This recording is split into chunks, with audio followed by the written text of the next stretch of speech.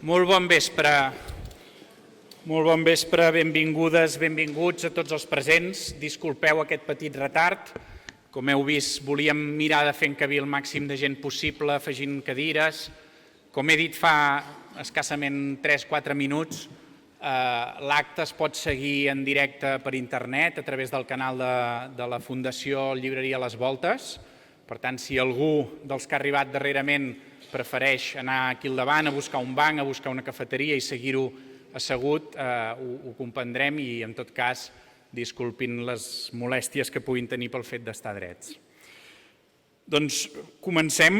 Benvingudes, benvinguts a tots. Aquest acte té interès en la mesura que hi sou vosaltres. Només la gent organitzada i ben informada pot canviar les coses.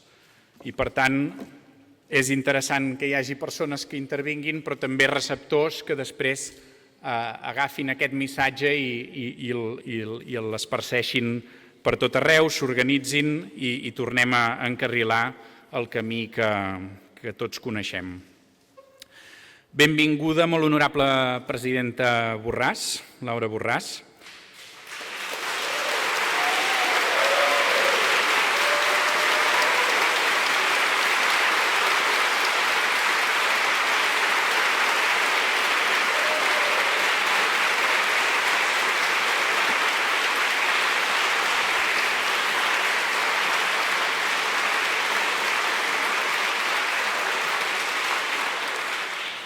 Avui parlarem d'espionatge, periodisme i drets humans, és a dir, parlarem també de guerra bruta. Deixeu-me que en nom de l'oficina del president Torra us expressi, presidenta, el nostre suport més absolut. Pretendre liquidar adversaris polítics aprofitant la repressió sí que és una forma de corrupció política. Gràcies per la vostra presència.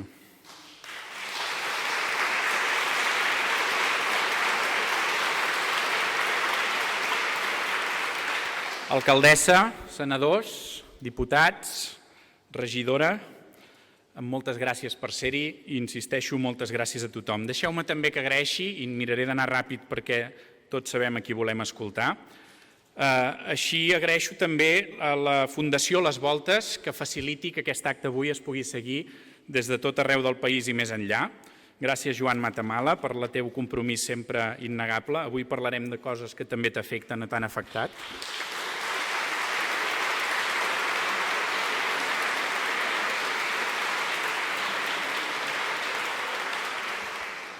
I saludem també a la gent que està aquí a la sala del costat, seguint-ho a través d'una pantalla. Ens sap greu no fer aquesta comunicació directa, però en tot cas, moltes gràcies també per voler-ho seguir aquí ben a prop. Agraeixo també a en Gonzalo Boye i en Vicent Partal la seva amabilitat i generositat. El ritme que va la informació i el ritme que va la repressió és tot un honor i un miracle que un i l'altre hagin pogut brindar-nos el seu temps aquest vespre. Per sort, ni un ni l'altre no necessiten presentació i això em permet parlar menys que al cap i a la fi els heu vingut a escoltar ells amb el president Torra. Només deixeu-me dir que una cosa abans de donar-los la paraula. En Partal i en Boye són dos professionals de primer nivell, ja ho sabem. Fan el seu ofici amb excel·lència i això ho combinen amb un compromís absolut amb la societat i el país.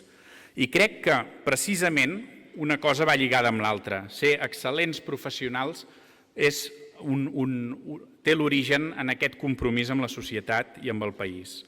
Són un advocat i un periodista de primera categoria per aquest compromís amb la vida de les persones, amb la llibertat, amb la justícia. Moltes gràcies per tot el que feu.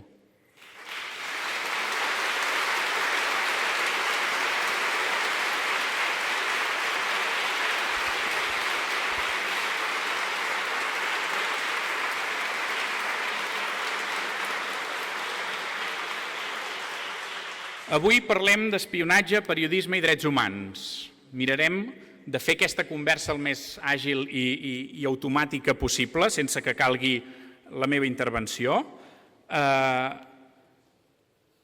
Els vull començar suggerint una pregunta. D'entrada, quina és la vostra experiència directa, la vostra experiència personal amb l'espionatge? Com l'heu viscuda? I quin missatge podeu donar a la gent que us escolta? Com pot protegir els seus drets, per exemple? Com cal identificar la informació maliciosa? Una mica aquesta seria la primera pregunta. Dono la paraula primer al president Torra i després comencem amb en Vicent i en Gonzalo. Molt bé, doncs gràcies Pere, molt bona tarda a tothom. Gràcies presidenta Borràs, gràcies alcaldessa per ser avui aquí, tots els representants polítics, però sobretot gràcies a tots vostès que omplen aquesta sala i que omplen l'altra i que em sap molt de greu que alguns de vostès estiguin molt incòmodes. No sé si els servirà de massa ajut, però pensin als pobres espies que en aquests moments ens estan espiant a través dels nostres mòbils. Clar, no ho valorem prou, la tasca d'aquesta gent que passen hores i hores escoltant-nos, després han de traduir-ho, han de passar-ho als seus superiors, llavors als superiors de la ministra, i la ministra finalment li acaba enviant un report al senyor Pedro Sánchez. Vull dir que, per tant, també tinguem una mica de consideració. Mireu, és difícil fer bromes amb un tema com aquest, però bé, ja ho he intentat, ja no hi tornaré. Ens han passat moltes coses aquests anys, moltíssimes coses, al moviment independentista. Però a mi un dels que potser pitjor he encaixat ha sigut aquest de l'espionatge polític, que hem patit molts, alguns que esteu aquí en aquesta sala, des d'advocats a polítics, a ciutadans, que senzillament, pel fet de voler la independència del país, per pensar en les maneres en com arribar a la independència d'aquest país, senzillament per això eren susceptibles de qualsevol actuació per part de l'Estat. Perquè ser independentista igual a voler ser o a ser terrorista i, per tant, a partir d'aquí tot està obert. Perquè us feu una mica el càrrec i responent a la pregunta, jo vaig haver d'utilitzar diferents mòbils al llarg de la meva presidència. I, per tant, hi ha alguns mòbils que van ser destruïts en el seu moment, dels quals desconec, o no s'ha pogut esbrinar si em van espiar o no. Podeu imaginar-vos que tinc una certesa pràcticament del 99% de que efectivament vaig ser espiat.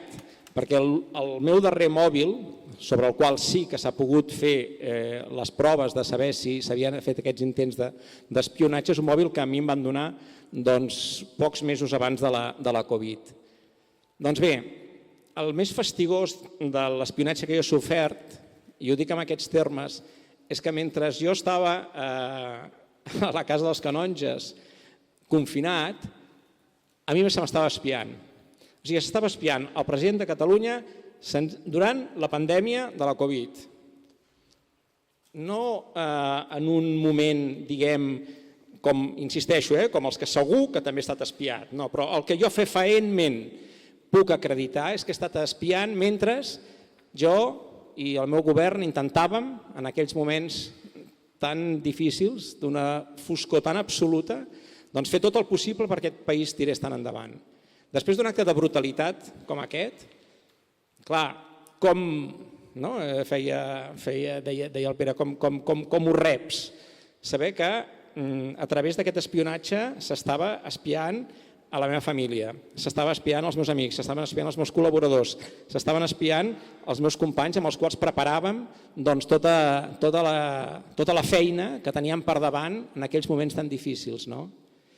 Per això, a més de la qüestió política, crec que en el tema de l'espionatge hi ha una qüestió moral també, de quan un estat, perquè a mi no m'ha espiat el senyor Rajoy, a mi no m'ha espiat el senyor Rajoy, a mi m'ha espiat el senyor Pedro Sánchez, el qual ara alguns pretenen anar a salvar a Madrid. Doncs a mi m'ha espiat el senyor Pedro Sánchez, que quedi molt clar. Que quedi meridianament clar.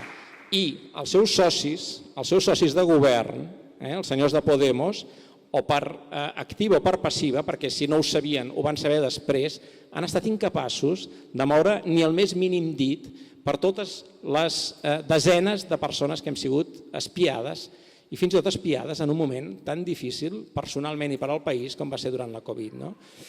Per tant, tindrem ocasió de parlar-ne. La meva experiència és així de crua i volia començar amb aquesta cruesa perquè jo em vaig sentir absolutament vulnerada a la meva intimitat. Amb la meva intimitat penso que es vulnerava, si voleu també, els drets de la ciutadania de Catalunya i insisteixo que això passés durant la Covid, que això passés al president de la Generalitat en exercici, perquè jo era el president de Catalunya aleshores, per cert que el president de Catalunya ha hagut de demanar a la comissió del Parlament que investiga l'espionatge de Pegasus que, home, estaria bé que ja que era el president en exercici, doncs se'm cités perquè jo potser podria aportar alguna informació rellevant.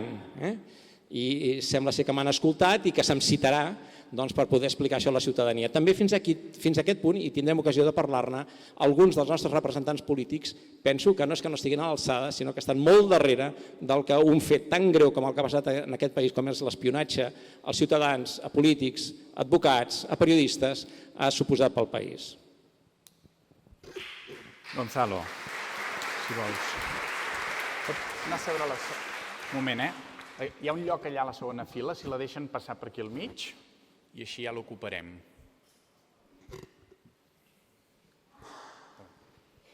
Buenas tardes. Estaba escuchando al presidente Torra, siempre le escucho, no solo porque sea su abogado, sino porque dice cosas interesantes, pero yo me acuerdo de esas fechas y estábamos siendo espiados los dos y estábamos preparando un juicio.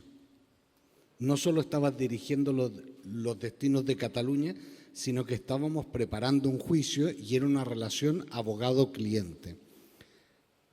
Y yo creo que a veces se pierden las proporciones de la situación en la que estamos. En Turquía nos han estado investigando y nos han estado espiando mientras un abogado y su cliente preparaban un juicio. Pero es que en Turquía también nos han estado espiando con autorización del juez del Tribunal Supremo que por las mañanas autorizaba el espionaje a mi teléfono y por la tarde resolvía los recursos que yo le presentaba en nombre del presidente Puigdemont, Toni Comín y Clara Ponsatí. Y es que en Turquía pasan muchas cosas. Y esto es lo grave. Lo grave es que además nos piden que les creamos que son demócratas. Estas cosas en democracia no pasan. Pasan en Turquía, pasan en Polonia, pero aquí han pasado y todo el mundo piensa que es normal. Y ese es el riesgo que estamos corriendo. Se ha normalizado lo anormal. Se ha normalizado el que se metan en nuestra vida privada. Y fíjense una cosa, por algo es nuestra vida privada, la de cada uno de nosotros. No se trata de que tengamos nada que ocultar, se trata de un reducto que es propio de cada ser humano y eso le confiere el carácter de derecho fundamental.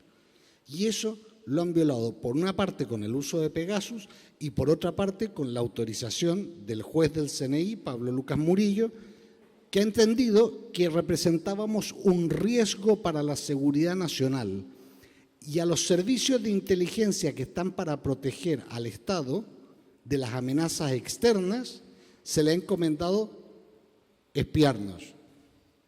¿Y saben por qué? Porque en el fondo ellos saben que todos somos extranjeros.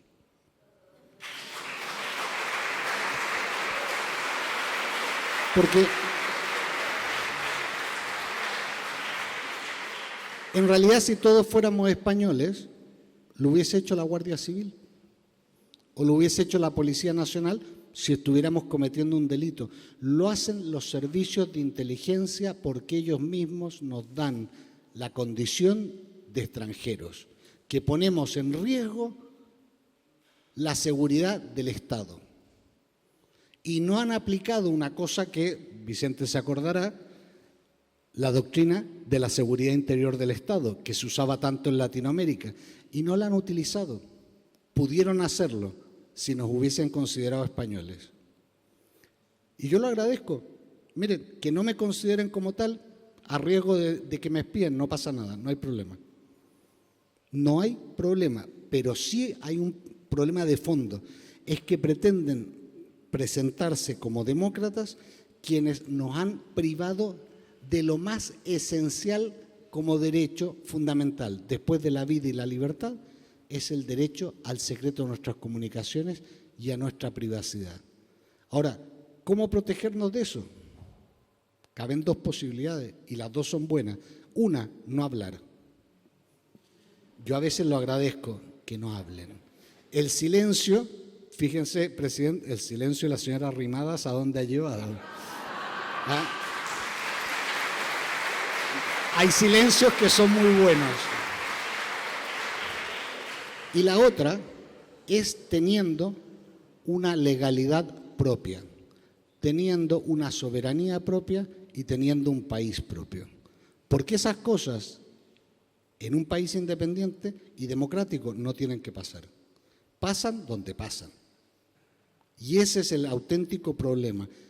Y yo creo que en el fondo este es uno más de los actos en que reconocen la extranjería de los catalanes y de las extranjerías de los que nos identificamos con la defensa de vuestros derechos.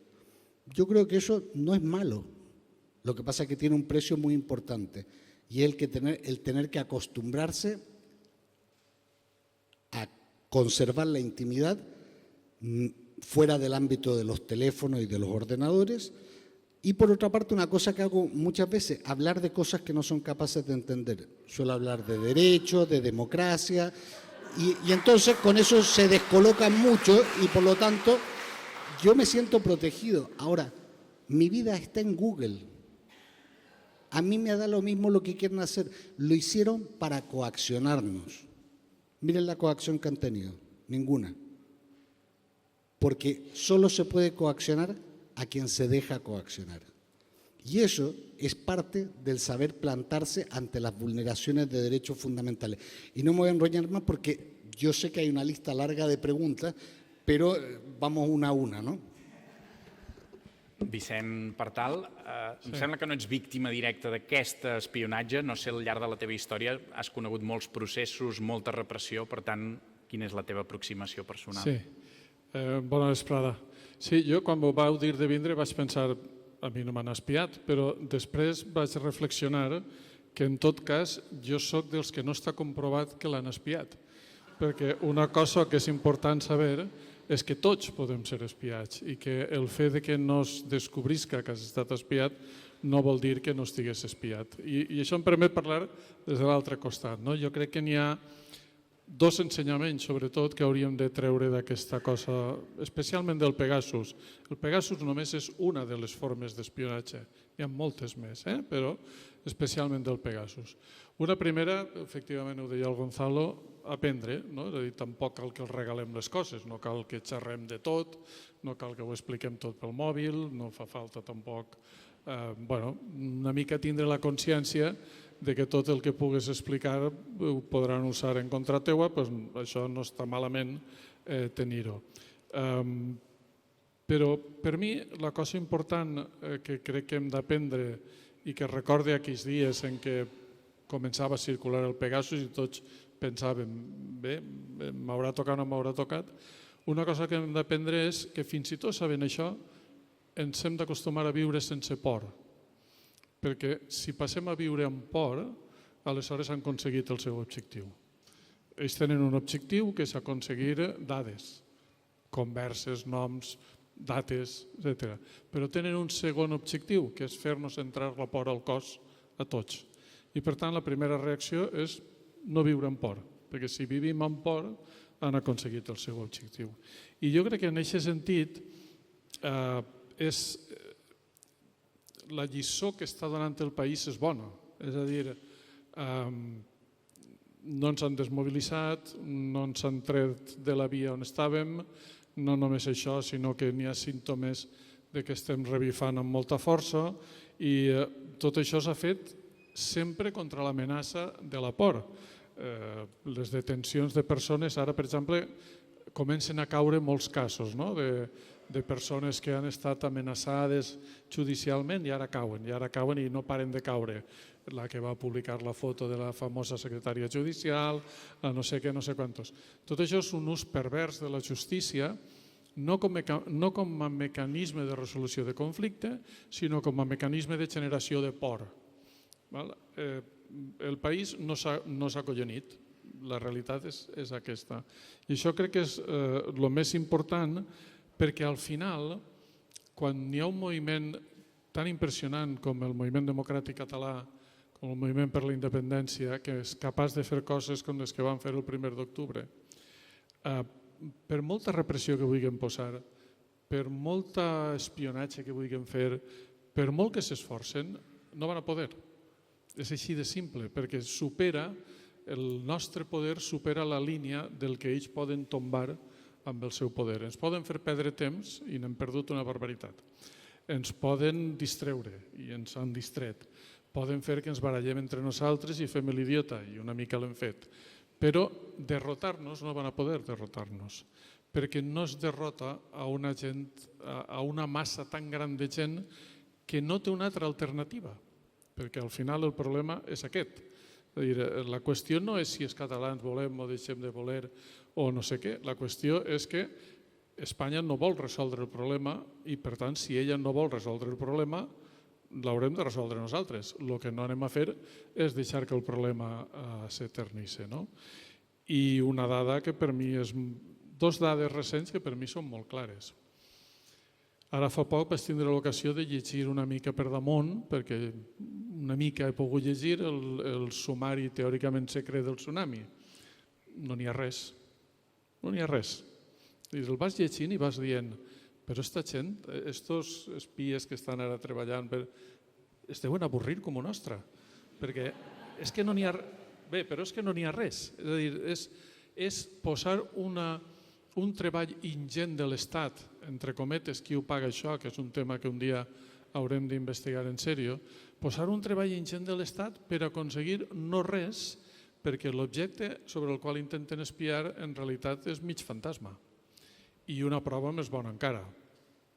Escolteu, el Pegasus és més sofisticat tècnicament, però quants espies van dedicar a buscar les urnes del 1 d'octubre? Vos asseguro que molts, i n'hi ha anècdotes molt bones al respecte. I espies que van arribar a tocar una urna sense adonar-se que era una urna, premi a l'intel·ligent de l'any. I van impedir el 1 d'octubre? Veritat que no? Doncs això és la gran lliçó, no arronsar-nos, no tindre por. Bé, moltes gràcies.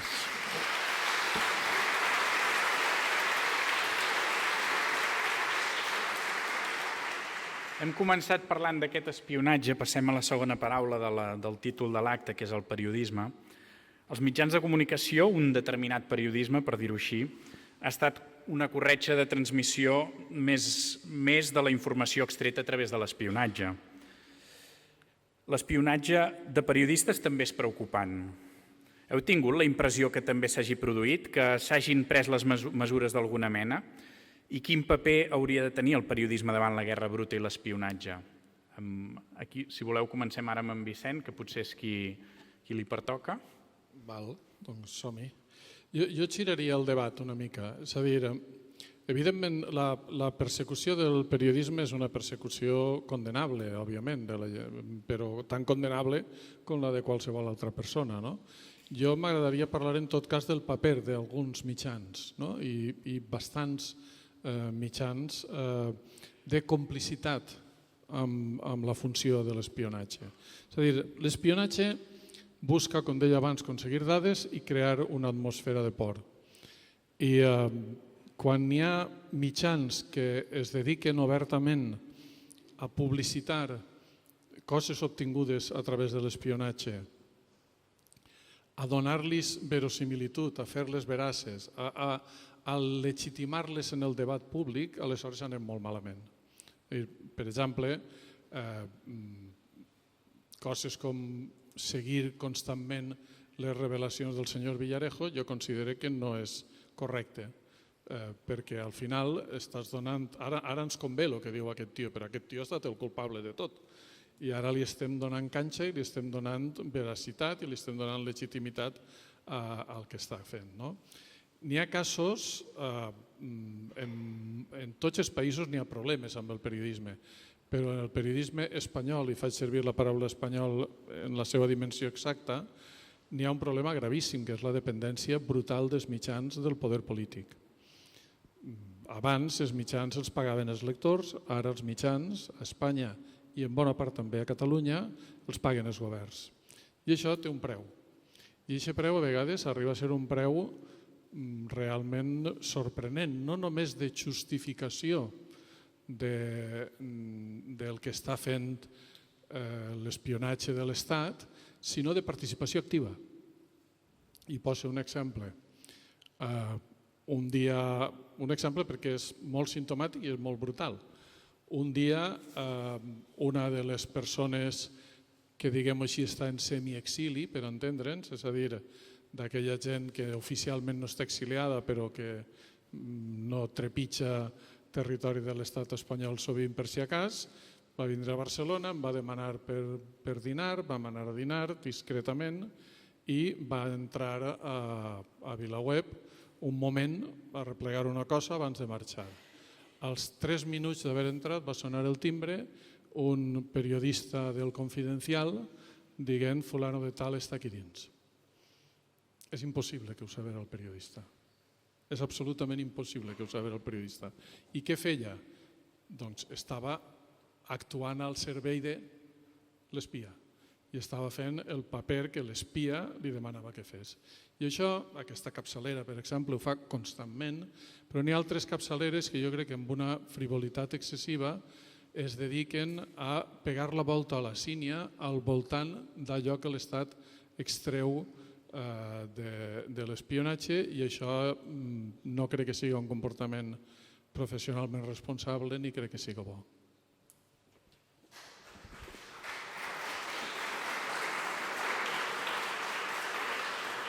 Gonzalo, tu el tema dels mitjans també el coneixes de prop, aquests mecanismes, aquestes mecàniques, potser des de com funciona la justícia respecte als mitjans, com es relaciona i quin paper hi ha de complicitat.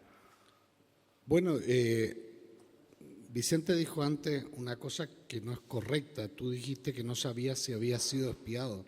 Tú sí fuiste espiado. Has hablado muchas veces por teléfono conmigo en el tiempo que yo estaba siendo espiado, y eso automática es que a veces no nos damos cuenta del efecto multiplicador del espionaje. Yo creo que hay que leer un libro, El jefe de los espías, donde se recopilan los diarios del general Manglano, primer director general del CNI, antes CECID, en el cual él, en sus anotaciones, deja claro que en un momento dado no se puede fiar de los espías que tiene en su casa, porque provienen del ejército, y el ejército era uno de los grandes objetivos del espionaje, digamos, en la transición. Y que él, pensando cómo tener información de buena calidad, se da cuenta de que había gente en la calle que manejaba información de buena calidad y los capta, eran los periodistas. Principio de los años 80. Lo dice con pelos y señales. No dice quiénes, pero claro, esos periodistas han creado escuelas, y nosotros vemos cómo muchas veces se producen filtraciones producidas única y exclusivamente a través de espionaje, que aparecen en los medios de comunicación, empiezan a señalar a la gente, detrás de eso viene la fiscalía, detrás de eso vienen los jueces y la profecía autocumplida. Este iba a entrar a robar, este entró a robar y a este le meten preso por robar. ¿Por qué? Por una sencilla razón, porque es toda una dinámica persecutoria en la cual el espionaje tiene un comienzo. Los periodistas, muchos periodistas, que yo no sé por qué les llamamos periodistas, han cumplido y cumplen la función de apuntadores, de señalizadores, y van diciendo contra quién hay que ir en cada momento, y eso es una realidad. El otro día estuve revisando ¿cuántas veces hemos mandado algún escrito de rectificación por informaciones publicadas? Por ejemplo, en el caso del presidente Puigdemont, había más de 300. A una persona le puede pasar 1, 2 veces en la vida, más de 300. Y muchas no tienen ningún encaje más allá de que alguien haya estado escuchando conversaciones telefónicas de forma ilegal. Tú mismo has puesto un ejemplo, Tsunami. Los que hemos podido revisar la causa vemos que la causa está desinflada, pero no solo desinflada, sino que cosas que se publicaron como que estarían en esa causa, no están en la causa. Y esos periodistas, entre comillas, ¿de dónde la publicaran? ¿Se inventaban los atestados? Yo creo que no. Estaban cumpliendo una función de generar miedo. Y eso yo creo que es imperdonable desde el punto de vista ético, pero también desde el punto de vista del entendimiento de lo que hace una sociedad democrática. Yo creo que estas cosas no se pueden tolerar porque, entre otras, cuando les permitimos que se sistematicen, al final les estamos entregando una parcela que es demasiado relevante. Y yo creo que el periodismo de verdad, dicen que perro no come perro, pero el periodismo de verdad debería empezar a comer perro, ¿eh? No sé, yo paso un aviso por si acaso, pero digo que creo que hay que empezar a contar esa verdad. N'hi ha una cosa, si em permets, que és el corporativisme, que és terrible. És a dir, n'hi ha dins de la professió del periodisme, suposa que en les altres també, però dins de la professió del periodisme n'hi ha molt allò de no te claves amb el del teu costat, amb el col·lega, no? Però quan el col·lega menteix descaradament, perquè no t'has de clavar amb el del teu costat. Aquí s'han fet coses al·lucinants. Recordeu la nota del periòdico de la CIA a les Rambles. Jo era delirant. I encara avui n'hi ha gent que diu però com us vau atrevir a dir-los que era mentida. I això és aquest corporativisme professional és una de les coses que s'ha d'acabar. Nosaltres hem d'alçar la veu contra el mal periodisme. Bueno, yo creo que los periodistas tenéis que aprender de los abogados que no tenemos corporativismo, somos capaces de matarnos unos a otros.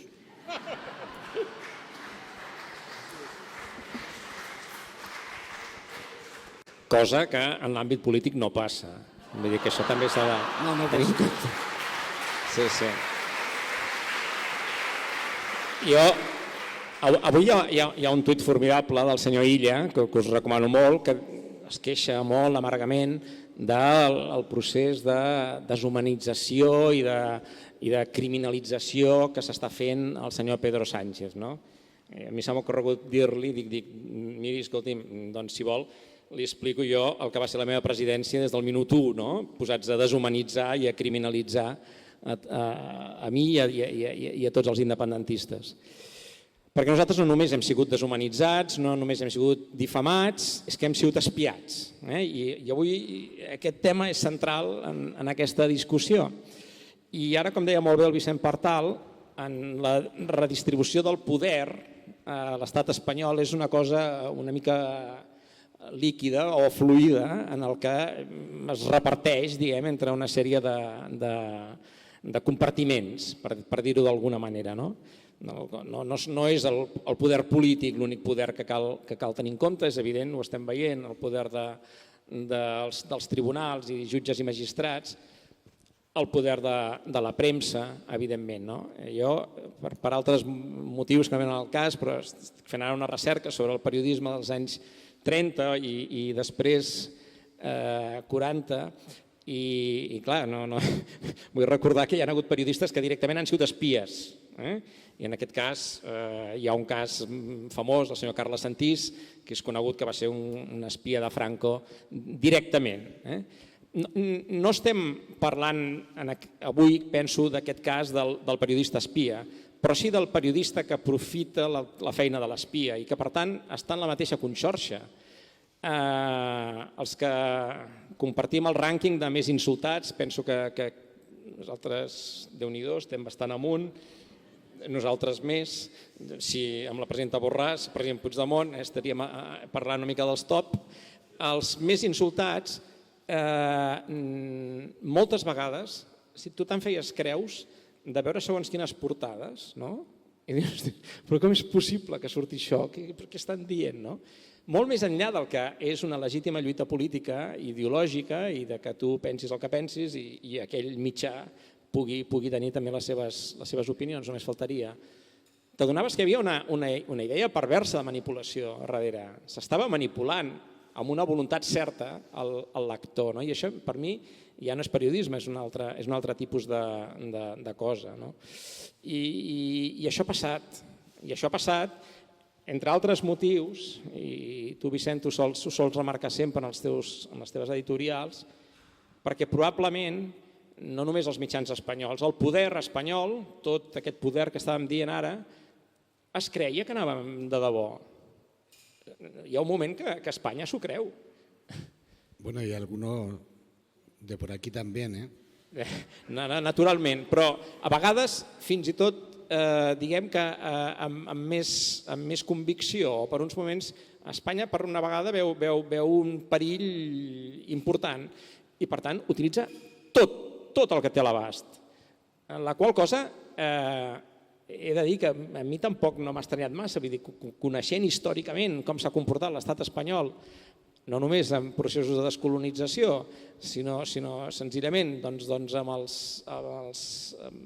les nacions que encara som en aquest tros de món, doncs lògicament t'ho podries esperar tot. Però és que, sobretot perquè ve d'aquest punt central, l'estat espanyol es constitueix sobre la indissoluble unitat de la pàtria. Aquesta és la centralitat de l'estat espanyol. A partir d'aquí, el règim és accessori, és a dir, és igual, tant és que sigui una república, com ha passat, com que sigui una dictadura o com que sigui una monarquia, de qualsevol de les restauracions borbòniques. Però aquest és el principi immutable. Per tant, si l'Estat i els seus poders veuen que això perilla, que hi ha una fractura possible en la mateixa persistència i amb el que significa l'estat espanyol, utilitzarà tots els mitjans. Jo tampoc no tinc cap dubte que haguessin enviat l'exèrcit espanyol. De fet, sabem que estaven a Saragossa aquell mes d'octubre per si nosaltres ens haguéssim atrevit a defensar la república proclamada. I això també ens ha de fer reflexionar tots plegats. L'únic és que hi ha un moment en què, no sé vosaltres, però dius, t'has de comunicar amb la gent, no sempre pots tenir una comunicació directa vis a vis. I en aquests moments hi ha un perill enorme en qualsevol de les comunicacions que qualsevol independentista que vulgui fer efectiva la independència i que estigui pensant en com fer-la efectiva a través de tots els mitjans, de desobediència, de concentracions, de manifestacions, del que sigui, hi ha un perill evident que en aquesta persona se l'estigui investigant i amb ell a totes les persones amb les quals contacti. I per tant en aquests moments és possible que tinguem desenes de noms en arxius policials, potencials criminals, senzillament perquè són independentistes. I aquest és un fet gravíssim. És un fet gravíssim que corrin dades, informacions, contactes en llocs on no haurien d'estar. El que passa que és una doble corba, si puc dir-ho així. És a dir, n'hi ha una corba que és la capacitat que té aquesta gent de processar i entendre el que estem fent, que pel que s'ha vist no és molt alta.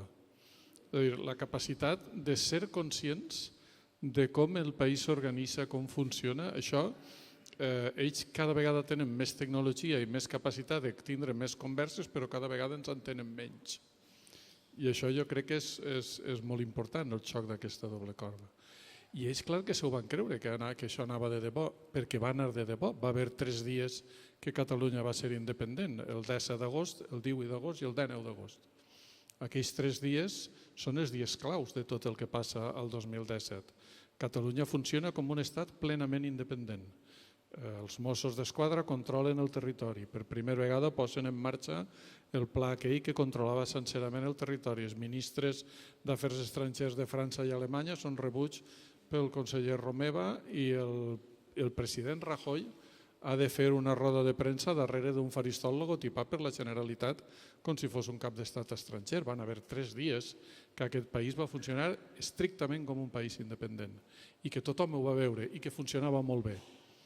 I això és el que va posar en alerta Espanya. I ahir és on va esclatar la desesperació d'Espanya i ahir és on va saltar la violència. I ahir és on van apostar directament per la violència del 20 de setembre i tot el que va vindre a continuació. Ara, Espanya comet un error garrafal, que és intentar resoldre per la violència i per la via penal un problema que és polític, quan la pròpia Espanya està immersa en un entorn geopolític on això no es pot fer. I sí que primer n'hi ha una sorpresa. És evident, tota Europa es queda parada de veure què caram està passant a Barcelona, no entenem de què va això. Però 5 anys després, i en bona part gràcies a la feina dels exiliats i del Gonzalo Boye i el seu equip com a tècnics en tot això, el que estem aconseguint és pegar-li la volta a això. És a dir, ara Espanya tindrà moltes... Quan torni a passar el 1 d'octubre, quan torni a passar el 27 d'octubre, què passarà? No rigueu, passarà. Quan torni a passar això...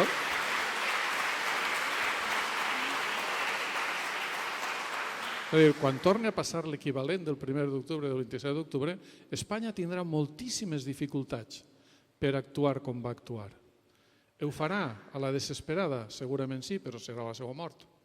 Perquè ara sí que tenim acumulat tota una sèrie de condicionants que se li estan posant des dels tribunals europeus, des de Nacions Unides, etc. És a dir, és qüestió de temps, o ja ha passat, però és qüestió de temps que es consolide que el judici era il·legal, que la manera en què han destruït el Parlament de Catalunya i la seva autonomia és una forma de persecució de la dissidència que no és tolerable en el marc europeu, etc. Tot això és qüestió de temps. Nosaltres tenim molta pressa, però això va al ritme que va, però va molt consolidat. I aquí, on va morir tot, és a l'error inicial d'Espanya. Espanya no pot afrontar un problema polític per una via que no siga política, no en el marc europeu. I això tardarem més o menys, però això és així. I aquest és el seu gran problema i aquest és el problema que els porta a nivells de desesperació tan grans com arribar al Parlament Europeu, a un Parlament Europeu escandalitzat pel que significa el Pegasus, per un ciutadà normal de qualsevol país d'Europa i trobar-se als tios del PP i del PSOE defensant en l'hemicicle que sí, que s'ha d'espiar amb el Pegasus. Clar, les cares que posen és del mateix PP europeu és perquè, clar, el tema de l'espionatge delata i ja treu la cortina total i absoluta de la anormalitat espanyola. Espanya és un país anormal dins d'Europa. És un país que no es regeix no per les lleis europees, no per la Constitució europea, que tampoc es regeixen per la Constitució europea, és que no es regeix pels principis morals europeus. I aquí és on estan enganxats ells, per més que no ho vulguin veure. I aquí és on al final barbaritats com aquestes del Pegasus, amb tot el dolor incommensurable que podeu tindre les víctimes i que és més que comprensible, en el fons són un pas endavant per la reivindicació nacional catalana. Molt bé. Hem parlat d'espionatge, el paper dels mitjans i el periodisme i finalment els drets humans. Amb l'espionatge es vulneren uns quants drets fonamentals. En aquest cas, en aquest grup de persones objectivament identificable, que som nosaltres. L'autorització d'un jutge no justifica l'ús de l'espionatge ni d'aquestes vulneracions per si sol. El pot fer legal, però no el justifica, no l'habilita.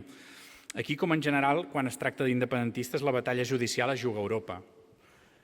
Fins on es pot arribar en aquest plet internacional? Quines conseqüències pot tenir? I ara comencem amb tu, Gonzalo.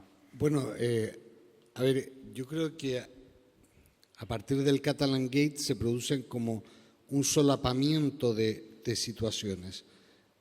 Ha existido un espionaje autorizado judicialmente que ha afectado, al menos que sepamos, a 26 personas. El juez del CNI, Pablo Lucas Murillo, autorizó al menos el espionaje a 26 personas. ninguna de las cuales es investigada por delitos, sino por la seguridad del Estado. Y en paralelo, y en algunos casos, por ejemplo en el mío, justo posteriormente a esa autorización, se estuvo usando el Pegasus sin ninguna autorización judicial. El espionaje autorizado por Pablo Lucas Murillo es tan ilegal como el no autorizado por ningún juez en el caso del Pegasus. Y me voy a explicar por qué. Porque nosotros planteamos una cuestión de nulidad, concretamente uno de los casos es el tuyo, porque él resolvió por la tarde, recursos tuyos, presidente, cuando por la mañana me estaba espiando. Y él presentó un escrito diciendo que se abstenía de resolver nuestro recurso de nulidad porque así se mantenía la apariencia de imparcialidad, a buenas horas mangas verdes. Dice, pero en todo caso, yo sí autoricé esas medidas, pero nunca fui informado de estrategias jurídicas ni del contenido de esas intervenciones. Bueno, él mismo acaba de reconocer que la medida era ilegal, porque las prórrogas de las intervenciones, en mi caso hubo 12 prórrogas, una cada mes, requieren de una resolución motivada que solo se puede basar en el contenido de la anterior intervención. Es decir, él ha reconocido que emitía como churros las resoluciones judiciales, por lo tanto esas resoluciones judiciales también eran ilegales. Ahora, nosotros todo esto lo hemos incorporado en los distintos procedimientos que tenemos en Europa como un hecho nuevo, porque se ha podido poner, y no digo como abogado, utilizo el condicional, se ha podido poner en riesgo la integridad del procedimiento. Evidentemente el procedimiento fue quebrantado, los procedimientos ante el Tribunal General, los procedimientos ante el Tribunal de Justicia e incluso los procedimientos ante el Tribunal Europeo de Derechos Humanos, porque todo esto ocurre mientras estamos defendiendo ante tribunales europeos. Bueno, ninguno de los tribunales hasta el momento se ha pronunciado sobre esa incidencia, pero la sentencia de 31 de enero de 2023, en el caso de las prejudiciales,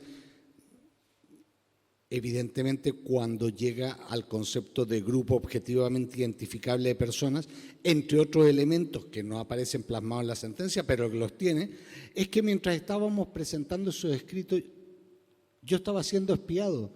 Y si yo estaba siendo espiado, todo el resto del equipo. A un juez, a los de verdad me refiero, estas cosas no les gustan. Otros las autorizan, pero a los de verdad estas cosas no les gustan. Y esto les termina pasando factura. Yo estoy de acuerdo con lo que decía Vicente a su momento. Ahora, hay una cosa que yo creo que el Estado español sí supo hacer. Se dieron cuenta que los palos del 1 de octubre estaban mal vistos en Europa. Entonces pasaron a una etapa mucho más violenta, pero que no deja marcas. Digamos que nos empezaron a pegar con una toalla mojada. ¿Cuál es esa toalla mojada? El espionaje. Porque no hay nada más violento que meterse en nuestra intimidad. El palo que te dieron el 1 de octubre te dejó una marca y a los 7 días no la tenías. El palo que te dieron cuando accedieron a tus comunicaciones y a tu intimidad todavía no se te pasa porque no sabes hasta dónde llegó. Es decir, es un acto violento porque violenta la intimidad nuestra, pero lo hacen a sabiendas de que no van a dejar marcas. Y hay un viejo método de tortura que es el pegar con la toalla mojada porque no deja marca, pero duele muchísimo. Y esto, ellos no han abandonado la vía violenta. La han continuado solo que por otros métodos, por métodos que preveían que no dejaban huellas. Y las dejaron todas, si tenemos todos los rastros de eso. Sin embargo, y sin ir más lejos, el jueves pasado, la Audiencia Provincial de Madrid pone en duda que yo haya sido espiado. Bueno, yo le he contestado con una resolución del Tribunal Supremo, una resolución del Defensor del Pueblo, un reconocimiento por parte del presidente del Gobierno, otro más por parte del Parlamento Europeo. Solo a un lunático se le ocurriría plasmar negro sobre blanco que yo no fui espiado. Yo no digo que los jueces sean lunáticos, pero como les digo en el recurso, miraron la realidad desde la luna. ¿Por qué? Porque están negando la mayor. Esto no ha pasado. Y cuando uno llega a esa dinámica, es que hace tiempo que perdió el contacto con la realidad y sobre todo perdió cualquier legitimidad en su postura. Y yo creo que es evidente que el problema es que en España todavía no han sabido leer la realidad. Esto no tiene vuelta atrás. ¿Cuándo se va a llegar al final? Tampoco lo sé. Pero es muy difícil volver atrás porque ya se cruzaron demasiadas líneas rojas. Y una de las líneas rojas más jodidas que se ha podido cruzar es el haberse metido en la intimidad de todos nosotros. Y les pongo un ejemplo. Si no hubiesen espiado al presidente Torra y a mí, no hubiésemos tenido que desobedecer, ¿no, presidente? O sea, nos estropearon nuestra línea de defensa en tu primer juicio justamente porque sabían lo que íbamos a decir. Y lo pongo como un ejemplo, pero es que yo te defiendo más gente. Gente que te confía cosas y que tiene derecho a ser tratada como inocente hasta que se demuestre lo contrario. ¿Qué pasó con esas conversaciones entre mis defendidos y yo? ¿Y qué efecto han podido tener en determinados juicios? En todos los procedimientos que he llevado desde el año 20, estoy alegando lo mismo, la posible vulneración del derecho fundamental a el secreto profesional. ¿Por qué? Porque muchos de esos pleitos van a tener un recorrido europeo. Y esa era tu pregunta, lo que pasa es que los abogados damos una vuelta larga para llegar a donde queremos llegar. Es decir, no solo estamos usando los casos que afectan a políticos independentistas catalanes, también estamos usando otros casos porque no sabemos cuál de esos casos va a ser llegado el momento que el Tribunal Europeo de Derechos Humanos diga, oye, aquí pasó algo. ¿Y por qué creo que aquí pasó algo? Bueno, porque si no hay cosas que no se entienden. Solo si han escuchado una conversación nuestra privada, tal vez se entienda una cosa y aparezca una respuesta. Y eso, durante mucho tiempo estuvimos pensando que había algunos periodistas que tenían muy buenas fuentes. Ahora sabemos que no tenían buenas fuentes, tenían un espía amigo.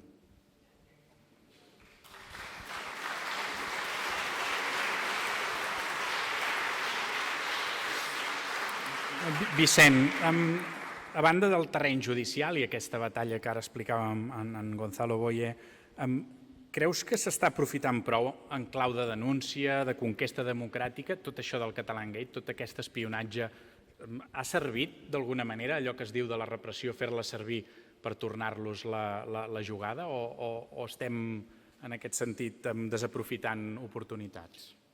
Sí i no, és a dir, jo crec que ha servit molt per consolidar una consciència política en la gent de la brutalitat d'aquest estat. Crec que ha servit en aquells llocs d'Europa que han escoltat i que han vist la reacció de l'estat espanyol per fer-los més visible la cara real de l'estat espanyol, però crec que en termes polítics no ha servit bàsicament perquè sobretot el govern de la Generalitat, molt en particular Esquerra Republicana, han fet tot el possible per evitar que servira. És a dir, davant d'una gravetat... Jo recordo el president Aragonès dient que trencava relacions amb el govern espanyol pel Pegasus i als 2 dies ja estava pactant.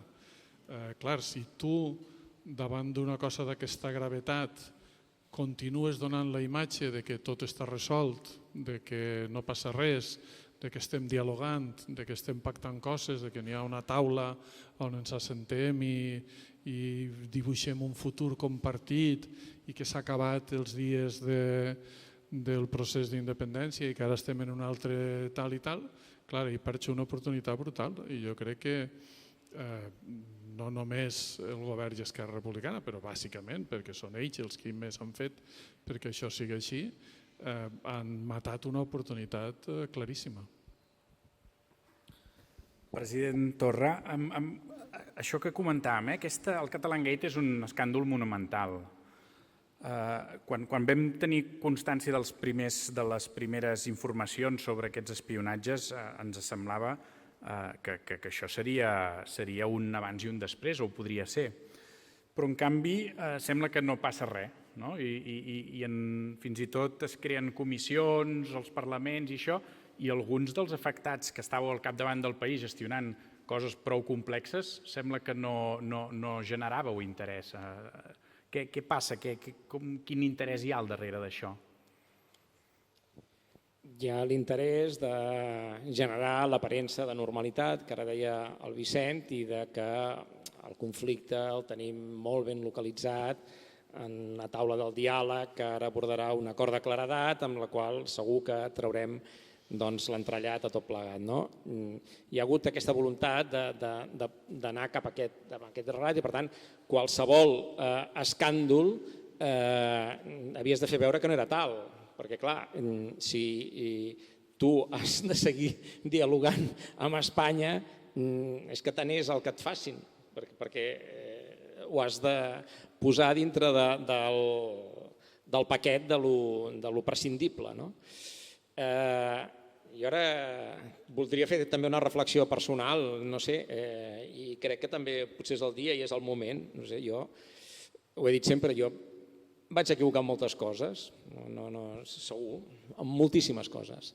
Ara, que jo estava en confrontació amb l'estat espanyol i això poca gent m'ho podrà retreure, no?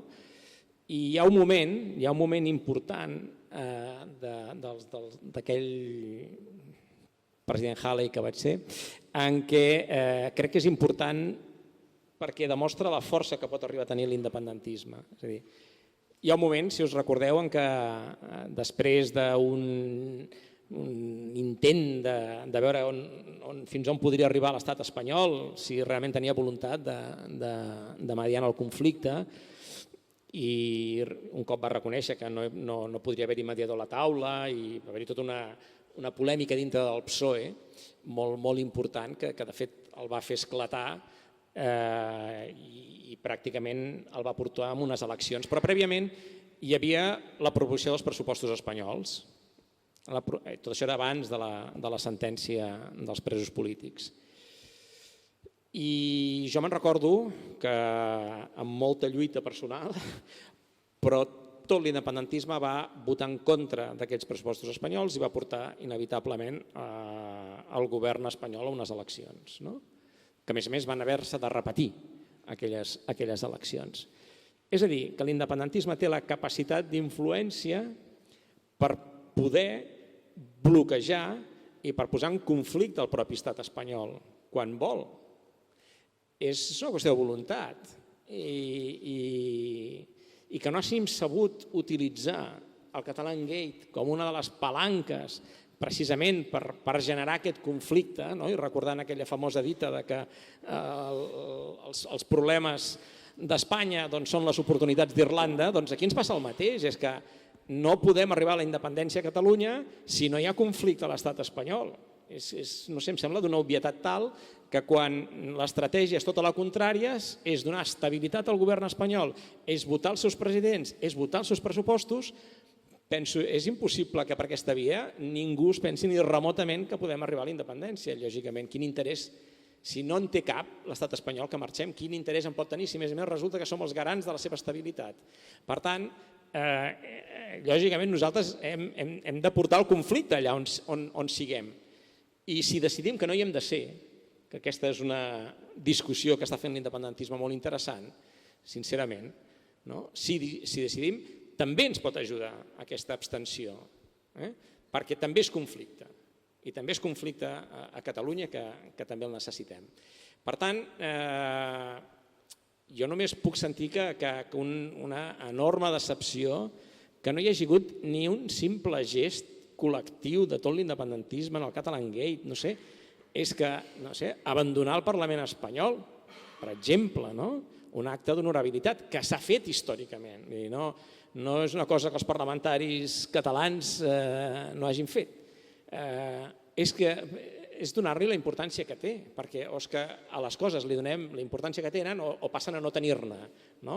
I amb el Catalan Gate, justament, hi ha hagut un interès mastodòntic per anar-lo tapant i evitar que se'n parli. Una mica també, si em permeteu, la voluntat de tenir aquesta xerrada és de què carai, hòstia, tapem el Catalan Gate i donem-li tota la força que ens pot donar. És que hem de saber aprofitar aquestes oportunitats. El Catalan Gate és que se n'ha parlat a tota Europa, que s'ha discutit al Parlament Europeu. Hi ha poques oportunitats com aquestes pel cas català i que ens siguin tan favorables. Doncs bé, resulta que també hem volgut sepultar-la dintre d'aquesta pretesa normalitat que va denunciar l'altre dia el Joan Granados. Em va agradar molt aquella intervenció que va fer, no sé si l'heu vist a TV3, dient s'ha volgut enviar una imatge de pacificació. Doncs hem d'enviar la imatge tot el contrari, que el conflicte és viu, que el conflicte és roent i que el conflicte el portarem a Madrid si ens interessa portar-lo i votant els nostres representants a Madrid o no votant-los si també ens interessa fer-ho així.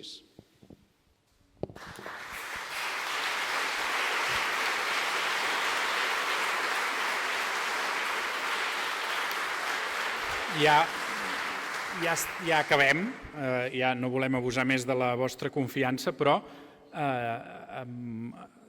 ens hem acostumat a un cert llenguatge en els judicis, en tots aquests processos repressius, i també havíem pensat de donar el dret a l'última paraula aquí en aquest acte. I per tant, sense cap més pregunta, senzillament per si voleu expressar alguna conclusió, alguna lliçó, algun missatge a tota aquesta gent en aquesta sala, a l'altra i tothom qui ens està seguint a través d'internet, donar algun missatge, ara és l'oportunitat abans de que acabem.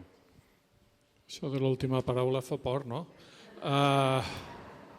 No, jo només transmetre la calma i la tranquil·litat, no?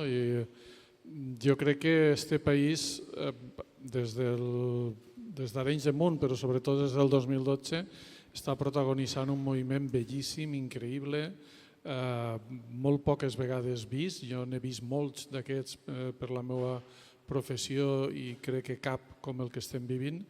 I sempre trobem la manera de fer les coses. Jo crec que, per exemple, quan fa 2 diumenges de sobte aquesta abstenció massiva, aquest negar el vot als qui estan fent amb el nostre vot el que ells volen i el que volem nosaltres, va ser una cosa de treure's el barret. Va ser increïble com la gent recupera la dignitat i troba el forat pel qual arribar a la dignitat. Abans, quan el president Torra explicava lo del Catalan Gate, era increïble pensar com és possible que això, que els diputats catalans continuen al Congrés de Madrid o que Junts continua amb la Diputació de Barcelona amb el PSC o que totes aquestes històries estranyíssimes que ningú hem entès durant tots aquests anys i de sobte arriba un dia que la gent fa una cosa tan simple com quedar-se a casa, que això Manuel de Pedrolo ho havia aconsellat fa molts anys, per cert, i fa una cosa tan simple com quedar-se a casa i de sobte comença a tremolar tota la paradeta. I de sobte tot el món comença a dir ai, ai, ai, ai, ai, ai, ai. Quedar-se a casa té un problema, que és que no és constructiu. I per tant haurem de trobar la manera de convertir això en un procés constructiu. Però crec que tota aquella gent que estava pessimista fins fa pocs dies dient que ens estan matant el moviment, té raons més que sobrades a partir d'ara de pensar que estem pegant-li un gir, que estem pegant-li una volta a les coses i que és molt important que persistim tots plegats a pegar-li la volta a les coses, sigui en la forma que sigui. Jo no tinc la recepta màgica, no sé si es fa no votant, si es fa votant a uns o votant contra els altres, jo no ho sé. Cada dia intento averiguar el que puc i imaginar els futurs més possibles, però el que està molt clar és que aquest país no s'ha rendit, que aquest país està disposat a rematar la feina del 1 d'octubre i que aquest país rematarà la feina del 1 d'octubre, segur, d'una manera o d'una altra, trobarem la manera, estic absolutament convençut.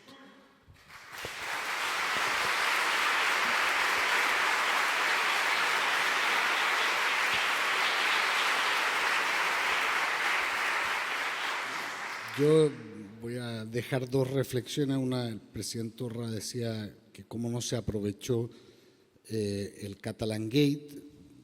Yo creo que algunos lo han aprovechado porque uno de los objetivos del espionaje es condicionar nuestros comportamientos y vaya uno a saber si eso nos llevó a una mesa de diálogo o a una mesa camilla, porque no sabemos cuán decondicionado ha estado el comportamiento de algunas personas, que resultaría, si no, incomprensible. Y la última reflexión que hago es que viví tantos años en un país que no se puede votar, que yo siempre voto. Lo siento, hay que discrepar.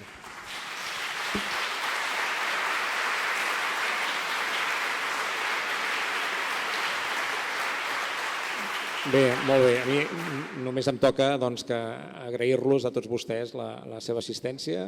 Saben que l'oficina que tenim aquí a Girona està oberta per qualsevol suggeriment o petició, i en tot allò que puguem ajudar, doncs allà estarem.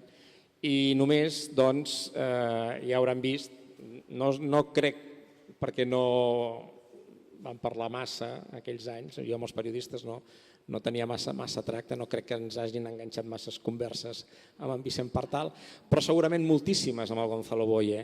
I ara, tornant una mica a l'inici, doncs també penso que, mira, que s'ho van passar bastant bé els espies que ens van escoltar, no, Gonzalo?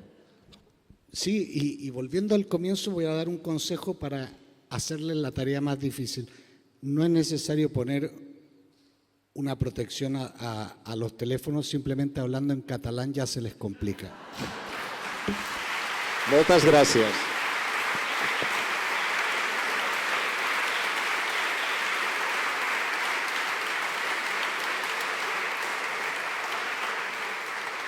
Bé, doncs tanquem. Insistim que moltes gràcies per la vostra presència. Dir-vos, informar-vos de que és evident, i és una conclusió que en traiem tots d'aquesta xerrada, que això continua. És a dir, que no ens podem aturar, que hem de continuar, que hem de, fins a aconseguir l'objectiu, aquí no pot ser que ningú desisteixi. I això, si passa a tot arreu del país, com no, a Girona més. Aquest dimecres informar-vos que hi haurà una concentració antiborbònica aquí a Girona, és a 2:15 del vespre a la plaça del Vi, i aquesta mateixa setmana, ho dic per demostrar aquest bullici que es viu aquí a Girona i que no cedim, aquest divendres a les 7 del vespre a l'Auditori del Centre Cultural de la Mercè, un acte amb la consellera Clara Ponsatí, i per tant volíem informar-ne perquè tothom qui vulgui hi pugui assistir. Moltes gràcies a tothom, presidenta Borràs, alcaldessa, president de la Diputació, senadors, diputat, regidora, i a tothom moltes gràcies per ser aquí.